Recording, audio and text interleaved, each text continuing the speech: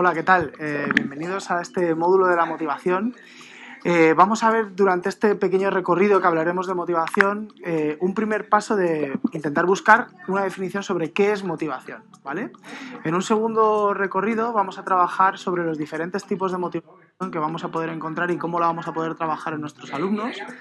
En el siguiente recorrido hablaremos de lo que sería el circuito neurobiológico de la motivación o el DAS, conocido más en neurodidáctica, y aparte hablaremos de 7 pasos claves para poder llevar a cabo una motivación sostenida durante todo el proceso de aprendizaje por parte de nuestros alumnos.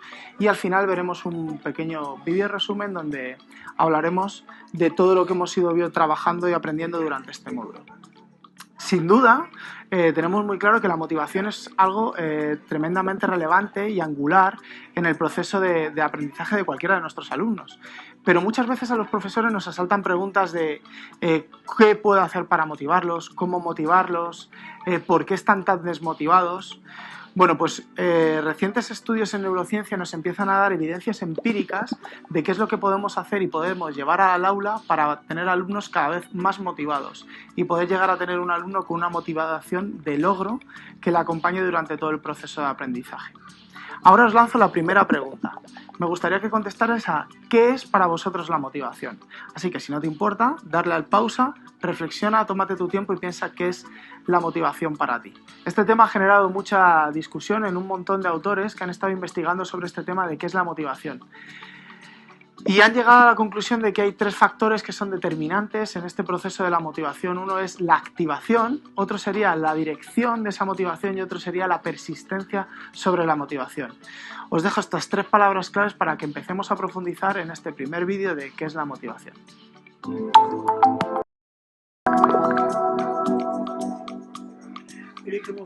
Bueno, bienvenidos a este vídeo 2 en el que vamos a hablar sobre los diferentes tipos de motivación, ¿vale? Para ello vamos a partir de un experimento científico que se ha llevado a cabo sobre alumnos, ¿de acuerdo? Tenemos un grupo de alumnos en el que el objetivo que tienen unas piezas de puzzle y el objetivo es crear diferentes estructuras con esos puzzles. A la mitad de la clase no le vamos a dar ninguna recompensa, mientras que a la otra mitad le vamos a dar una recompensa monetaria por cada uno de los paquetes de puzzles que vayan completando. Después les daremos un espacio de tiempo libre para ver qué es lo que hacen. ¿Sabéis qué es lo que ocurre en la práctica? Pues que aquellos que han recibido una motivación extrínseca, es decir, que han recibido esa recompensa monetaria, abandonarán la tarea mucho antes. Mientras que los que han recibido esa motivación intrínseca, que no tenían ese refuerzo, van a continuar y van a perseverar en el beneficio de completar la tarea. ¿Qué nos dice esto? Que la motivación extrínseca trabaja en contra de la motivación intrínseca. Es decir, que la motivación extrínseca, que requiere de tareas mucho más mecánicas, mucho menos de profundización, mientras que una motivación intrínseca requiere de mayor autonomía y mayor creatividad, con lo cual vamos a profundizar mucho más en la tarea y serán aprendizajes mucho más significativos. ¿De acuerdo? En el aula, ¿cómo traducimos esto? Pues necesitamos conocer cuáles son esas motivaciones intrínsecas que tienen nuestros alumnos. ¿De acuerdo? ¿Cómo podemos hacer esto? Pues bien, podemos hacer cohesiones de grupo, podemos hacer dinámicas iniciales, evaluaciones, entrevistas. Todas esas serie de acciones que nos dan información sobre los intereses que tienen nuestros alumnos. ¿Para qué? Para diseñar esas experiencias de aprendizaje en función de esos intereses, pues para que sean cada vez mucho más significativos. Sin embargo, tenemos que completar ese proceso de aprendizaje con ese otro tipo de motivación extrínseca, para que favorezca la motivación intrínseca y no la coarte. ¿De acuerdo? Con lo cual nos interesaría trabajar, profes, estrategias sobre esa motivación intrínseca para tener alumnos cada vez más autónomos y más creativos. Así serán alumnos mucho más competenciales. Bienvenidos a este nuevo vídeo del módulo de la motivación, en el que vamos a trabajar y aprender sobre el circuito neurobiológico de la motivación, o lo que podemos llamar de otra forma el DAS, ¿vale? Nuestro cerebro constantemente está bombardeado por muchísima información exterior, ¿vale? Pero tenemos la suerte de que nuestro cerebro va generando filtros sobre esa información. Imaginaos, si no hubiera ningún filtro, sería un auténtico caos que toda la la información entrara directamente a nuestro cerebro, ¿vale? Entonces esos filtros funcionarían como a través de dos formas, ¿vale? Cuando esa información que entra no es novedosa para nuestro cerebro, no suscita una emoción, lo que hace es que nuestro cerebro la procesa desde un plano totalmente inconsciente, en segundo plano, a través de mecánica, ¿vale? No hay ningún proceso de aprendizaje ni ningún cambio a nivel de estructuras del cerebro. Sin embargo, cuando el cerebro está haciendo esa predicción sobre esa información y supera esa expectativa, lo que ocurre en nuestro cerebro es que se activa el sistema neurobiológico de la motivación, ¿vale? Nuestro cerebro empezaría a liberar cantidades ingentes de dopamina que conectarían las diferentes áreas del cerebro, ¿vale? Entonces, en este circuito neurobiológico de la motivación vamos a hablar de tres fases, ¿de acuerdo? En esta primera fase, sería la fase del deseo, que se produce en una región neuroanatómica que es nuestro cerebro límbico, en el que la amígdala se activaría, ¿vale? La amígdala es una pequeña valla que está cerca del hipocampo. Esa amígdala se estimularía y empezaría a liberar la dopamina, conectando las diferentes áreas del cerebro, ¿de acuerdo? De tal forma que tenemos ahora un cerebro neurofuncionalmente activo o predispuesto para el aprendizaje, ¿de acuerdo? En ese momento pasaríamos a una segunda fase, que sería la fase de la acción, en la que intervendría un neurotransmisor que es la adrenalina, ¿de acuerdo? De tal forma que nuestro cerebro se conectaría en milésimas de segundo a nuestro lóbulo prefrontal, donde están las funciones ejecutivas. En ese momento, el cerebro comenzaría a hacer predicciones sobre qué es lo que va a hacer, ¿vale? Entrarían en funciones esas funciones ejecutivas. Una vez que hemos pasado a la acción, gracias a ese neurotransmisor que es la adrenalina, volvería hacia atrás para comenzar la tercera fase, que sería la satisfacción, ¿de acuerdo? En el que entra en juego en nuestro cerebro cognitivo un neurotransmisor que es la serotonina, que sería la encargada de obtener ese placer, esa satisfacción, ese estado de buen humor de cara al aprendizaje. ¿Esto cómo lo podemos traducir en la práctica? Imaginaos que nosotros tenemos en el aula un maestro que es un apasionado del surfing, de todos los viajes, y constantemente nos está contando anécdotas sobre lo que está ocurriendo, cómo él ha viajado, la última ola que ha cogido, los materiales, incluso nos transmite olores. ¿Qué ocurriría en el cerebro de nuestros alumnos? Inevitablemente él estaría activando ese cerebro límbico y esa amígdala se pondría extremadamente cachonda, ¿vale?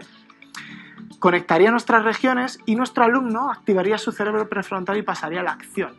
Estaría formulando él, imaginándose cómo hace la remada, cómo se pone encima de la ola, cómo incluso hasta la surfea, ¿vale? Y si en un momento tiene la oportunidad de poder ir a ese verano y poner en juego todo eso que él ha ido aprendiendo y consigue surfear una ola, activaría el sistema de recompensa de satisfacción y habría esa liberación de esa serotonina. En la práctica, profes, ahora un caso real, un deber que os pongo, sería cómo trabajamos esto dentro del aula, cómo activamos una fase del deseo, es decir, cómo conseguimos enganchar a nuestros alumnos para que quieran hacer esa tarea desde una parte, como hemos hablado en vídeos anteriores, sobre la motivación intrínseca, que es realmente el gran reto que tenemos los maestros. En una segunda fase sería fundamental pasar a la acción. Para eso no hay nada mejor que trabajar con metodologías activas donde el alumno es parte activa del aprendizaje, es decir, no puede ser un sujeto pasivo, ¿vale? Porque si no esa motivación va cayendo. Y por último, es muy importante que haya una tercera fase que hemos visto que es la fase de la satisfacción, es decir, tienen que alcanzar los objetivos, ¿vale? Con lo cual, cuando estamos diseñando, no podemos hacer tareas que se van muy lejos de los objetivos o las capacidades de nuestros alumnos, porque si no, ¿qué ocurre con la motivación? ¡Pum! Cae en picada. Tiene que haber ese deseo, tiene que haber esa parte de acción y tiene que haber esa secuenciación de los objetivos para que vaya de menos a más, de tal manera que continuamente estemos retroalimentando ese sistema de la motivación, ¿de acuerdo? Así que os planteo el primer reto en el que por favor diseñéis en vuestras unidades una primera parte para que haya ese deseo, esas ganas de hacer, una segunda fase que pasen a la acción y una tercera fase de que secuenciéis esos objetivos y les deis esa satisfacción personal de conseguir ese logro, ¿vale? Así que hasta aquí el vídeo. Hola, bienvenidos a este cuarto vídeo sobre la motivación en el que vamos a pasar a la práctica, a la acción, ¿de acuerdo? Hemos escuchado muchas veces que nuestros alumnos están desmotivados, ¿no? O que realmente están muy motivados para hacer tareas que realmente les interesan, pero muy desmotivados para hacer tareas relacionadas con la práctica académica, ¿vale? Entonces, desde luego no hay recetas mágicas ni recetas extensibles a todos, pero sí sabemos y hemos visto en vídeos anteriores cómo funciona nuestro cerebro a nivel de la motivación y cómo podemos intentar ir diseñando esas experiencias de aprendizaje para conseguir en un inicio una motivación inicial que les empuje a nuestros alumnos hacia esa tarea, conseguir una motivación de logro durante la realización de esas tareas y por último que nuestros alumnos vean que esas evaluaciones tienen una utilidad y tienen un porqué, ¿de acuerdo? Entonces vamos a ver el primer paso para trabajar la motivación de estas 7 etapas claves. El primer paso es el ¡qué curioso! En este paso, el objetivo principal es estimular la amígdala de nuestros alumnos. ¿Cómo vamos a activar esa amígdala, como hemos visto en el circuito neurobiológico de la motivación? Lo que queremos es inundar esos cerebros de dopamina. ¿Cómo lo podemos hacer? Podemos presentarles al inicio de las unidades recursos como un tráiler, como un debate, una pregunta, generar algo que suscite la sorpresa. Es decir, que como palabra clave vamos a utilizar el generar emoción de cara al aprendizaje por parte de nuestros alumnos. Si esto lo estudiáramos desde una parte del laboratorio, desde una parte neurocientífica, observaríamos que en el cerebro de aquellas personas que están aprendiendo tareas que son emocionalmente para ellas un reto o que les están llamando poderosamente la atención, observamos que sus cerebros consiguen trabajar durante más tiempo y además se activan diferentes regiones del cerebro que solo son las de la motivación. Así que el primer paso es deseo, ¿vale? Generar esa curiosidad de nuestros alumnos y trabajar sobre las emociones. Así que aquí tienes el primer reto de cómo vas a generar ese deseo en tus alumnos. Ponte a trabajar.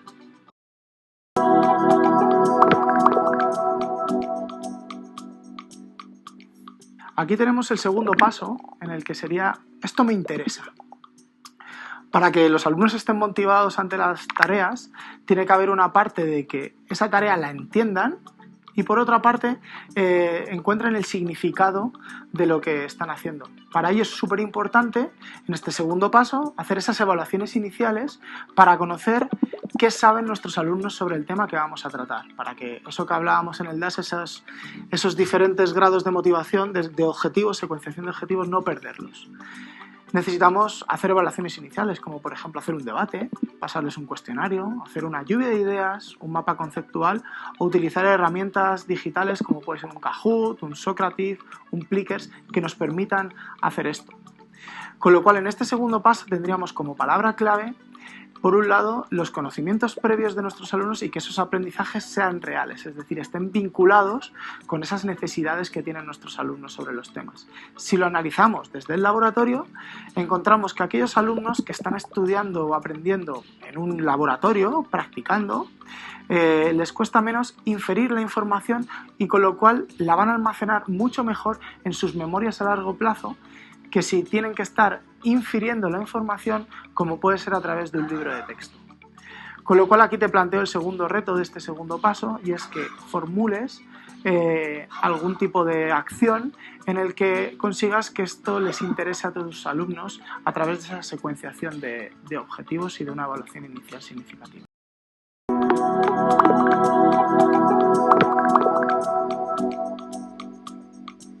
Tercer paso, acepto el reto. A nuestro cerebro si hay algo que le motiva y le apasiona son los retos. Eso es algo que al cerebro le encanta. Pero para ello hay que formularlos. ¿Qué es lo que ocurre cuando nuestro cerebro hace tareas completamente rutinarias, como puede ser la resolución de cualquier ejercicio matemático? No es motivante. Realmente el cerebro lo termina haciendo a través de un proceso mecánico. ¿Y qué es lo que ocurre si, por el contrario, ese reto está muy alejado de la información con la que posee nuestro alumno? También le va a desmotivar, le va a faltar información para poder completar ese reto. Con lo cual necesitamos hacer un reto que sea progresivo y gradual, ¿vale? Para que se pongan en juego todos esos neurotransmisores que necesitamos para activar ese circuito neurobiológico de la motivación. En la práctica, a los alumnos les resulta mucho más motivante cuando se les proponen a través de retos o problemas de preguntas abiertas. Aquí nuestro cerebro está constantemente haciendo hipótesis y reformulando causas para poder resolver ese problema. ¿Cómo lo podemos hacer? En la práctica. Os propongo la idea de que le planteéis un reto que es el objetivo final a plantear al final de esa unidad. Tienes que conseguir este reto, pero a la vez le vamos a plantear mini retos que le van a ir sumando para poder conseguir completar este reto. Un ejemplo puede ser: mi gran reto es correr un maratón, pero para antes tengo que entrenar e ir preparando diferentes pruebas hasta conseguir ese reto, de tal forma que si gradúo esa consecución del objetivo final, mi motivación se va a ir manteniendo cada vez más. Con lo cual, aquí el objetivo de este paso de aceptar el reto es secuenciar el reto.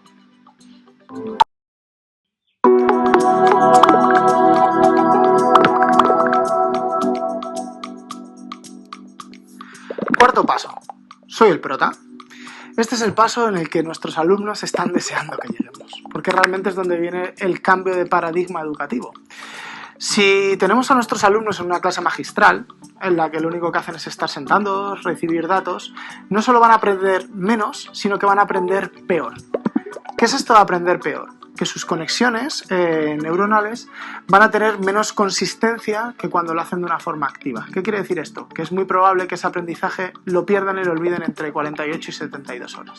Porque es así. Cuando se realiza un aprendizaje que no es significativo, se olvida. Sin embargo, cuando el alumno es protagonista de su aprendizaje, utilizamos metodologías activas o inductivas, como puede ser el aprendizaje basado en proyectos, en problemas, la Flipped Classroom o la gamificación, entre otras.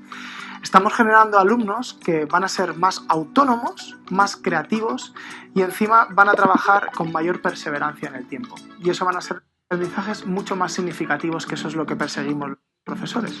Con lo cual aquí vamos a utilizar algunas de las palabras claves que van a ser la autonomía, la creatividad, la perseverancia y el alumno activo como centro del aprendizaje. Si esto lo centráramos en algunos estudios que se han podido llevar a cabo, por ejemplo, Freeman en el año 2014 hizo un metaanálisis de 225 casos en universidades de estudios científicos y pudo ver que alumnos que estaban participando en modelos de metodologías inductivas y activas aprendían más y mejor, es decir, ese aprendizaje era significativo y podían inferir esos contenidos a otros diferentes. Y eso es lo que buscamos en la educación, ¿no? Que ese aprendizaje sea competencial, que esa información que están recibiendo se haga parte de su esquema de valores y puedan extrapolarla a otra. Así que, profe, aquí te planteo el gran reto de todo este módulo de la motivación y es pasar al cuarto paso y hacer que tus alumnos sean los verdaderos protagonistas de su aprendizaje.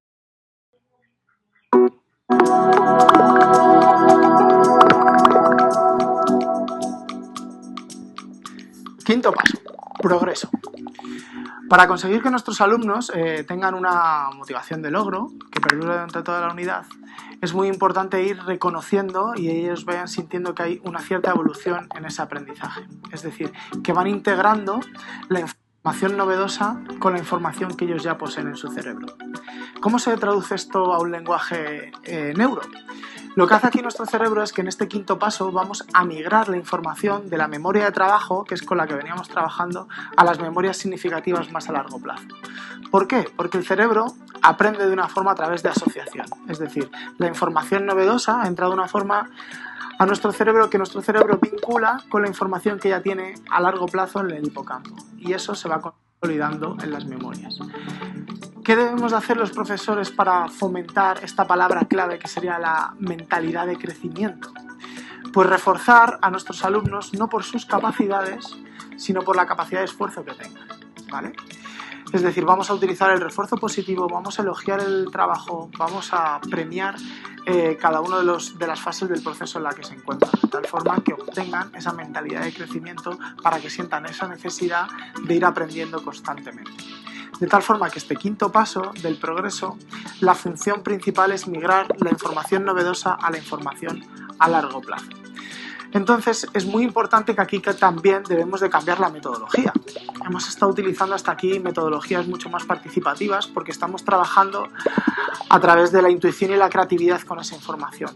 Pero aquí el método debe cambiar porque tenemos que consolidar el aprendizaje, con lo cual en este quinto paso de progresar no vendría nada mal utilizar mecánicas como la lectura y la profundización en contenidos mucho más técnicos que lo que hemos hecho hasta ahora.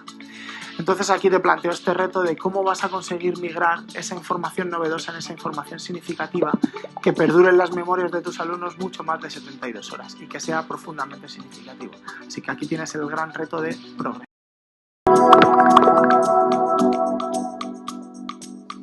Sexto paso. Esto merece la pena. Para conseguir que nuestros alumnos continúen motivados en este proceso de aprendizaje, es realmente importante utilizar la evaluación como un método de feedback, ¿vale? Debemos retroalimentar el proceso de aprendizaje de nuestros alumnos. Para eso es muy importante darles ese feedback. Ese feedback debe ser claro, mensajes claros, concisos, muchas veces inmediatos y además darlos durante todo el proceso de aprendizaje. ¿De acuerdo? Una de las herramientas de evaluación encaminadas a algo, una evaluación más formativa, nos viene de perlas trabajar a través de las rúbricas de aprendizaje. Esas rúbricas le van a permitir a nuestros alumnos conocer sus habilidades y sus carencias, de tal forma que van a ser muy conscientes del proceso de aprendizaje en el que están, es decir, van a estar sometiéndose a una autoevaluación constante. ¿Qué nos permite esto? Trabajar de alguna forma la metacognición en nuestros alumnos. Esto es un concepto a nivel neuro muy importante, es decir, que nuestros alumnos sepan en qué momento del aprendizaje está, qué está aprendiendo y cómo lo está aprendiendo. Aquí otra herramienta que nos viene fabulosa para evaluar esto podría ser los portfolios de aprendizaje.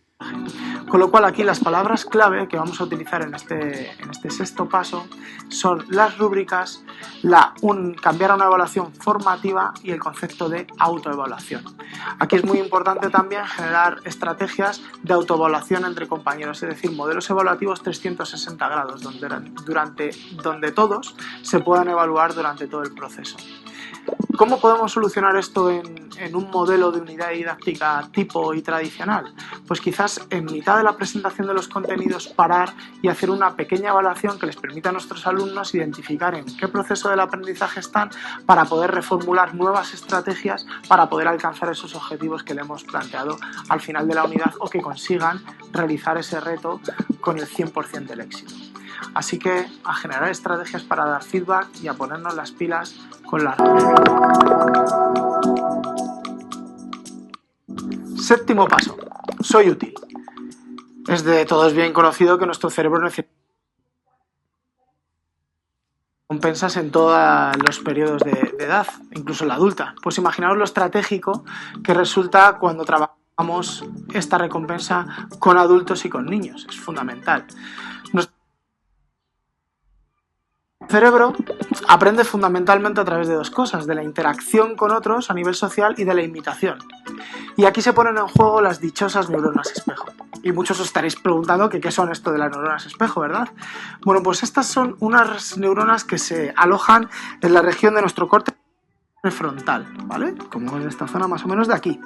Y esas neuronas son unas neuronas muy específicas, ¿de acuerdo? En el que residen en ellas, por ejemplo, tales cosas como la empatía. Y como he dicho anteriormente, aprendemos a través de la imitación, pero es muy importante otra de las cosas que tienen estas neuronas espejo. Voy a hacer una cosa y a ver si conseguís adivinarlo. Las neuronas espejo también aprenden a través de esto.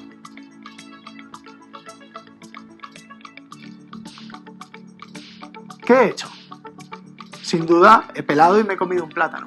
Con lo cual, estas neuronas son las encargadas de la intencionalidad de las acciones. Con lo cual, profes, imaginaros lo potente que resulta utilizar este recurso dentro del aula. Para ello, debemos de fomentar que esas neuronas se pongan a trabajar en esa interacción social a través del trabajo cooperativo. De tal forma que si las ponemos en juego, nuestros alumnos van a ser capaces de no solo aprender de otros a través de la imitación, sino de la intencionalidad de lo que estas neuronas están proponiendo. Un caso real. Pongamos un problema matemático. Si lo hago a través de una rutina de cooperativo de un 1, 2, 4, primero resolvería ese problema a través de una vía que sería la mía, la individual. Otra vía sería la imitación de lo que ha hecho mi compañero. Y una cuarta vía sería la intencionalidad de lo que están pudiendo hacer otros en la resolución de ese problema, de tal forma que le estaría otorgando a mi cerebro sobre ese aprendizaje diferentes caminos y diferentes vías para consolidar ese aprendizaje.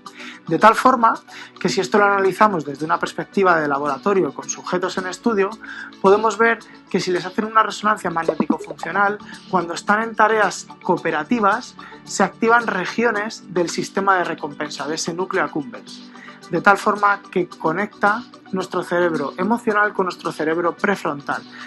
Eso quiere decir que tenemos una potencialidad en el trabajo y en el aprendizaje que no podemos desaprovechar.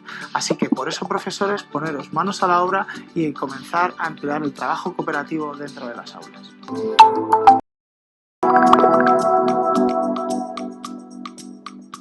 Bien, bienvenidos al Rock and Roll.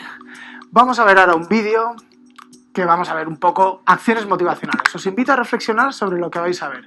Quiero que veáis con un ojo clínico cada una de las cosas que van a ocurrir. Para eso nos vamos a ver dentro de 8 minutos. Pulsa el link y reflexiona sobre lo que vais a ver. Ahorita mismo nos vemos. Rock and Roll. Mr. S, what's going on? I heard you in music class. You guys can really play. Why didn't anyone tell me? You. What's your name? Zach. You play the guitar? Yeah? Okay, come here. You ever played electric guitar? My dad won't let me. He thinks it's a waste of time. A waste of... Try this one. Okay.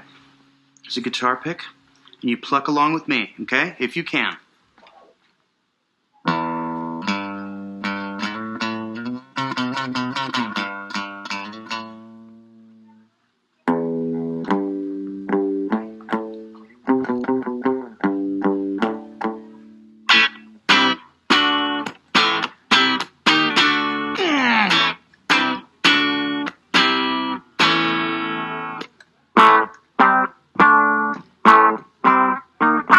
Yes.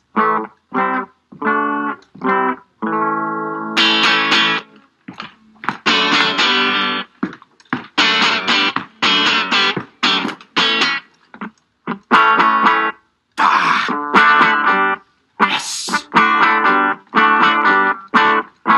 Okay, you stay right there. Don't move. Piano man, front and center. What's your name? Lawrence. Lawrence, you ever played keyboards? Any techno? No, I only play piano. Okay, all right, fair enough.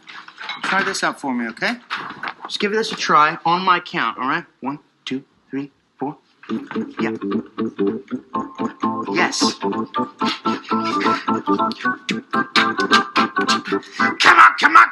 on, now touch me, babe. Ba-da-ba-da, can't you see that I am not afraid? Shaka-ka-ka. Lawrence is good at piano. He shall be rocking in my shoe. Raka-ka-ka. Stop. That's perfect. You're perfect. Stay right there, okay? You, could you come up here, please? What was your name? Katie. Katie, what was that thing you were playing today, the big thing? Cello. Okay, this is a bass guitar, and it's the exact same thing, but instead of playing like this, you tip it on the side. Cello, you've got a bass. Try it on. Okay, now play this note right here. That's a G. Okay. But let your fingers do the rock and keep that G coming all day long. G, G, G, G, G, G, G. Good, stop. Are there any drummers in the house? I play percussion. That's because he couldn't play anything else. Shut up. Come here, dude. Just see if you can do what I do, okay? Just give it a try. Okay? Give that a try.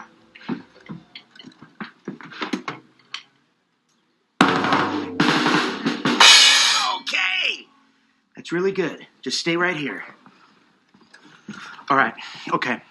Lawrence, give me a G note. With a fifth above it. And the middle one. No middle one. I changed my mind. Now go an octave below. Now give me some rhythm. Bum, bum, bum, bum, bum, bum, bum, bum, bum. And keep that same rhythm. Go. Okay. Katie, remember that note I taught you, the G? Play. But also keep it rocking good. Bum, bum. Okay, give me like a chunk, chunk. Good. Okay, no, that's bad. That's like George of the Jungle. Play it up here on the cymbal, but really light. Oh, that's it. Okay, keep going with that sack. Do you remember this thing I taught you a minute ago? It goes like... Yes! Yes! Boom! All right, let's go!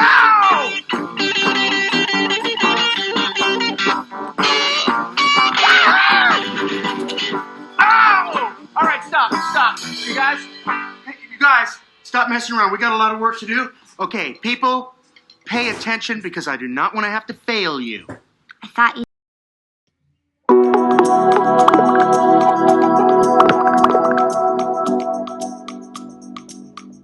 ¿Cómo estáis? ¿Ya hemos vuelto? Bueno, ¿qué es lo primero que habéis visto cuando los alumnos entran a clase y qué se encuentran? Porque esto es profundamente relevante cuando hablamos de motivación. ¿Qué habéis visto? Sin duda hay un primer factor que es el de sorpresa, ¿no? Está generando expectativas el profesor sobre eso que está ocurriendo ahí, ¿no? Está de repente el profesor con una guitarra, una batería. De hecho, un alumno al entrar le dice, "What's going on?", ¿no? ¿Qué está pasando? ¿Qué va a ocurrir? Con lo cual esto es muy potente a la hora de generar ese deseo sobre lo que va a ocurrir. Aparte, utiliza un factor que es la sorpresa, ¿no? Elementos diferenciales que no estaban anteriormente en clase. ¿Y qué me decís de la figura del maestro? Porque esto es profundamente estratégico. ¿Pensáis que ama lo que hace o no? Porque está claro que el rock le apasiona. Con lo cual eso es algo fundamental cuando estamos transmitiendo conocimientos. Es imposible hablar de motivación si lo que estamos diciendo a nosotros no nos apasiona, sin duda. Aparte utiliza otras estrategias diferentes. ¿Qué es lo que hace con cada uno de los alumnos? A uno le pone a tocar la guitarra, al chino le dice que es de piano man, incluso le pone un mete y le refuerza su capacidad, a las chicas las pone lo que les gusta el coro. ¿Qué es lo que está haciendo con esto? Pues sin duda está generando valor al talento individual de cada uno de los alumnos.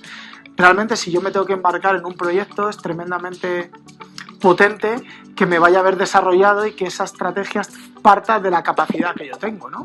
Con lo cual esto lo marca luego dentro de un trabajo cooperativo, ¿verdad? En el que a cada uno les va dando un rol y todos tienen un papel fundamental sobre la banda. Y aparte, si esto lo llevamos a un plano metodológico, ¿qué metodología está aplicando? ¿Qué pensáis que aplica? Sin duda, la metodología que está llevando a cabo es un proyecto, ¿verdad? En el que les está diciendo que van a participar en un periodo largo de tiempo en un concurso de bandas de rock en el que van a tener que ganar. Ese periodo de tiempo lo va fragmentando en el que van a tener que ir consolidando un repertorio, ¿verdad? Con lo cual esto es lo que hablábamos de esa adquisición de los objetivos paulatinos poco a poco. Y encima, ese trabajo de rock, de roles, hace que cada uno tenga un papel muy importante dentro de esa banda. Así que aquí y en esta película tenéis un claro ejemplo de estrategias motivacionales para poder llevar a cabo dentro del aula. Así que si queréis hacer unas palomitas, coger algo de beber y verla con ojos clínicos sobre lo que acabáis de aprender, para coger estrategias y coger ejemplos para aplicar dentro de vuestra aula. Pero yo me quedo con la primera, que es la que más me ha gustado, generar esa sorpresa y esas expectativas positivas sobre lo que van a aprender.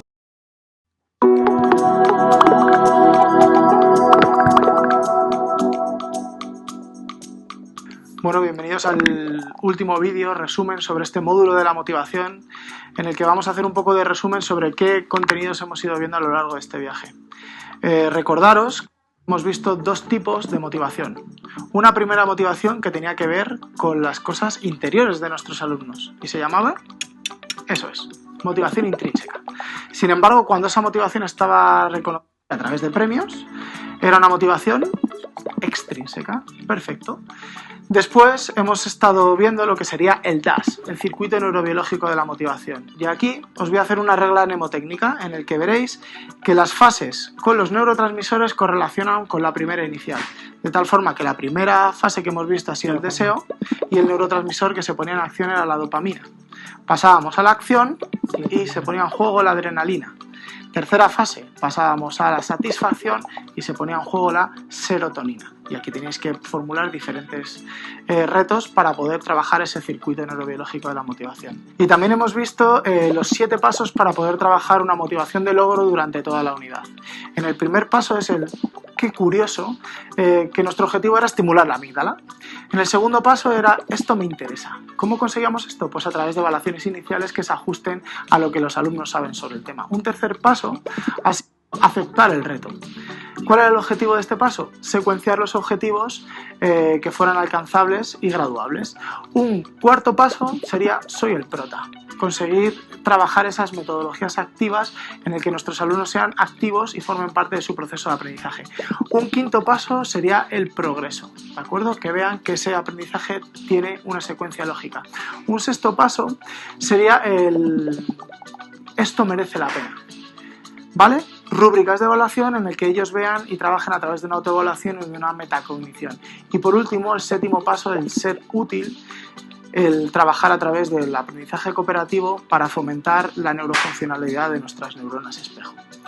Si conseguimos trabajar todos estos aspectos, combinar los diferentes tipos de motivación, comprender y interiorizar en el diseño ese circuito neurobiológico e intentar diseñar las experiencias de aprendizaje en función de esos 7 pasos, estoy absolutamente convencido de que conseguiréis trabajar una motivación muy intrínseca en vuestros alumnos, consiguiendo una motivación de logro y